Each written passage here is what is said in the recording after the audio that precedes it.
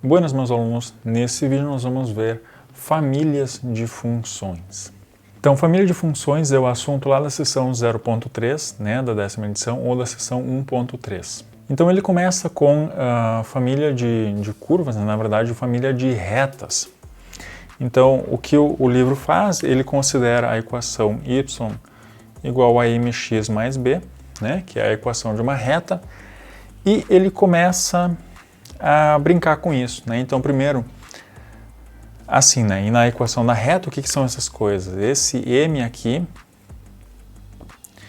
ele é o coeficiente angular, então ele está relacionado com a inclinação da reta, e esse b aqui é o corte com o eixo y. Então, o que o livro faz é considerar essa equação, deixar uma dessas variáveis, né, um desses parâmetros fixo e variar o outro. Então, quando eu deixo esse m fixo, né, o valor de m fixo, eu estou então fixando a inclinação dessas retas, e se eu deixar esse parâmetro b variar, eu vou estar variando então o corte com o eixo y. Então, né, se eu fixo o m e deixo o b variando, eu vou ter algo, né, retas assim. Né? Retas, então, aqui é m fixo, b variando. Né? Inclinação fixa e o corte com o eixo y variando. E se eu fizer o contrário, se eu fixar agora o b e deixar o m variando, então eu vou estar fixando o corte com o eixo y, e aí eu vou ter retas, né, com diversas inclinações. Então aqui, m variando e b fixo. Tá? Então é isso que o livro mostra aqui nesses dois exemplos. Né? Então aqui, o b fixo, o corte com o eixo y fixo e a inclinação variando. E aqui a mesma inclinação, né, inclinação fixa e o corte, né, o b variando. Tá? Depois a gente tem a família, né, das curvas y igual a x na n, que vão ser potências de x. Então, para as potências pares de x, a gente vai ter essas funções aqui, né? X ao quadrado, que é a nossa parábola, x na 4, x na 6 e assim por diante. E para as potências ímpares, né, então y igual a x, que é a reta, né? E depois x ao cubo, x na 5 tem esse comportamento aqui. A mesma coisa para a família x na menos n, ou 1 sobre x na n, né, com n positivo.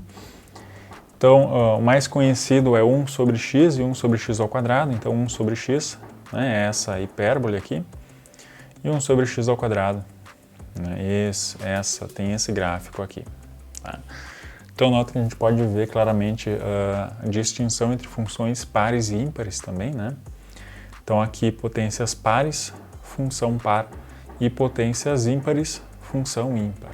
Né? Aqui é a mesma coisa, né? 1 sobre x na 4, 1 sobre x na 6, 1 sobre x ao quadrado, funções pares, e 1 sobre x ao cubo, funções ímpares. Então, um pouco mais geral do que potências de x, a gente vai ter polinômios. Né? Então, um polinômio, ele vai ser qualquer expressão da forma a0 mais a1x mais a2x2 mais a nx na n. Né? Onde esses carinhas aqui vão ser números reais. A1, A2, a n são números reais.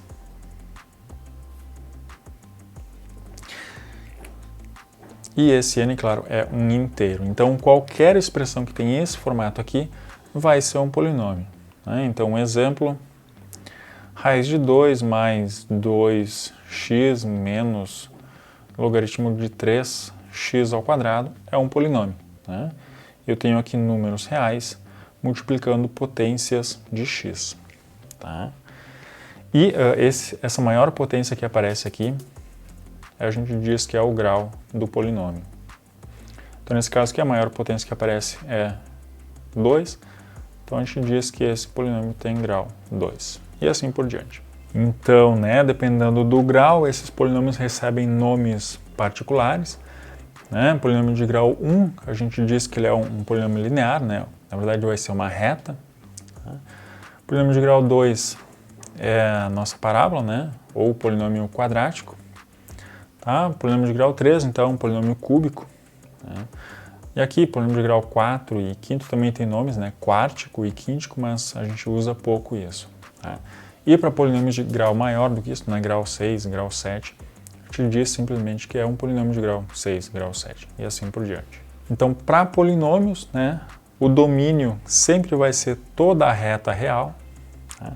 Eu não vou ter nenhuma restrição para qualquer x que eu escolha, eu vou conseguir calcular, né, o polinômio nesse ponto. Então, o domínio é menos, né, de menos infinito a mais infinito. Depois disso, a gente tem as funções racionais. Tá?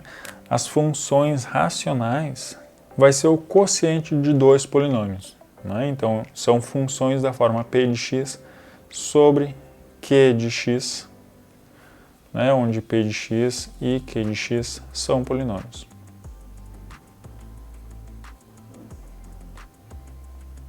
Aí, claro, né, para as funções racionais eu posso ter restrições no meu domínio. Né, essas restrições vão ser os pontos onde o meu denominador aqui é igual a zero.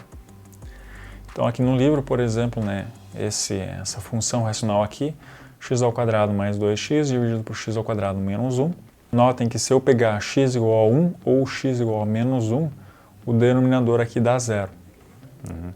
E isso não pode acontecer. Então o domínio dessa função é toda a reta real menos os números 1 e menos 1.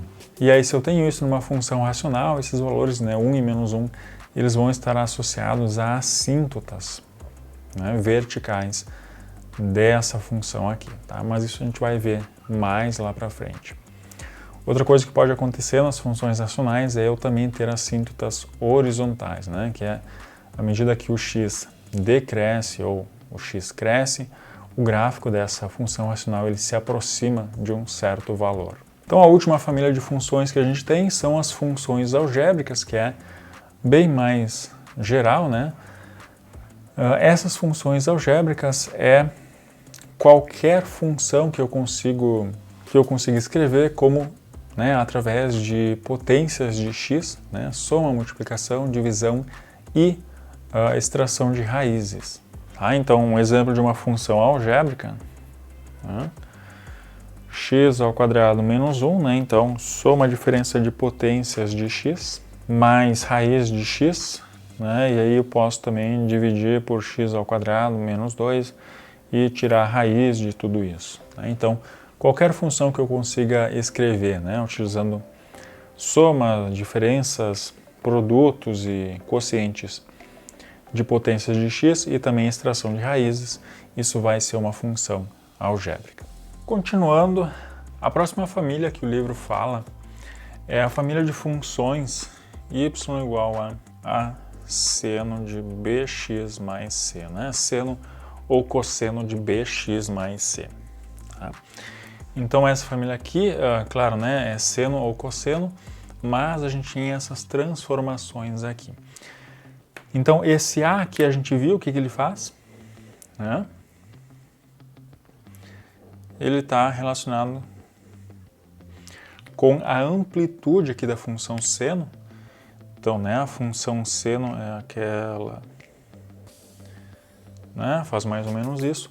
E esse A aqui, então se esse A for um número maior do que 1, eu vou estar expandindo, né, ampliando aqui no eixo Y. E se o A for um número entre 0 e 1, eu vou estar comprimindo esse gráfico. Agora que esse bx mais c é um pouquinho mais complicado de ver o que é cada uma dessas coisas. Então, para ver isso, a gente vai reescrever bx mais c como sendo b que multiplica x mais c sobre b. Né?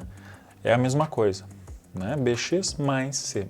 Só que agora nesse formato aqui, né? Então, escrevendo bx mais c dessa forma aqui, o que eu tenho? Eu tenho a seno de bx mais c sobre b. Então, aqui, né, que operações são essas? Bom, e esse cara aqui, eu estou pegando o argumento da função e somando essa constante c sobre b. Tá? Isso daqui vai ser uma translação horizontal, né, do gráfico. Se isso daqui for positivo, então uma translação para a esquerda, e se isso daqui for negativo, uma translação para a direita desse gráfico. E esse B aqui, então eu estou pegando, né, o argumento da função, né, isso daqui, e multiplicando por B, né, então isso vai ter o efeito de comprimir ou alongar o gráfico no eixo X. Então essas são, são os efeitos, né, cada uma dessas constantes tem. Então aqui no livro, A seno de bx menos c, ele coloca um menos c, e A cosseno de bx menos c, né, então ele faz essa mesma coisa que eu fiz. Então a gente pode partir das funções seno e cosseno e chegar nessas aqui através dessas operações, né, amplitude, compressão e translação aqui horizontal.